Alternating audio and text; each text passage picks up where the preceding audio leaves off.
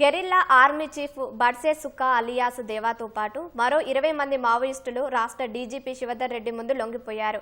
CM Revanth Reddy పిలుపుతో వీరందరూ ఆత్మసమర్పణ చేసుకున్నారన్నట్లు ఆయన తెలిపారు.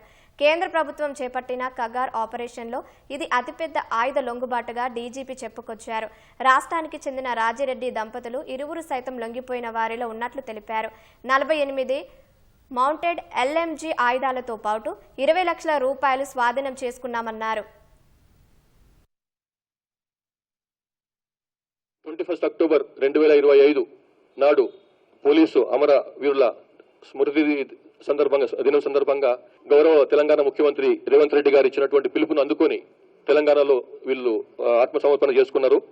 ఇందులో తెలంగాణలో జరుగుతున్నటువంటి వెల్ఫేర్ యాక్టివిటీస్, డెవలప్మెంటల్ యాక్టివిటీస్ లో పార్టిసిపేట్ చేసేందుకని చెప్పి అందులో భాగస్వాములు కావడానికని చెప్పి కొంత తెలంగాణ వాళ్ళు వస్తే ఉద్యోగం ఇంకా మొత్తం కూలిపోతున్నది. ఇందులో ఉండి లాభం లేదు. ఇందులో విపరీతమైనటువంటి అంతర్గత కలహాలు చాలా ఎక్కువైపోయినాయి. తర్వాత ఈ సిద్ధాంతానికి జరుగుతున్నటువంటి కింద జరుగుతున్నటువంటి దానికి పుంతలు లేకుండా పోయింది. కాబట్టి ఇందులో ఉండి లాభం లేదు. ఆ తర్వాత వాళ్ళకు ఉన్నటువంటి ఆరోగ్యపరమైనటువంటి సమస్యలు కొన్ని ఉన్నాయి. ఫ్యామిలీస్ నుంచి చాలా దూరంగా ఉండటం వలన ఎక్కడో పుట్టిన వాళ్ళు వాళ్ళు పనిచేసేది ఎక్కడో, కాబట్టి వాళ్ళకు ఆ గ్యాప్ కూడా పెరిగిపోయింది ఫ్యామిలీస్ తోని. కాబట్టి ఇవన్నీ కారణాలతో వాళ్ళందరూ వచ్చి సరెండర్ అయినారు.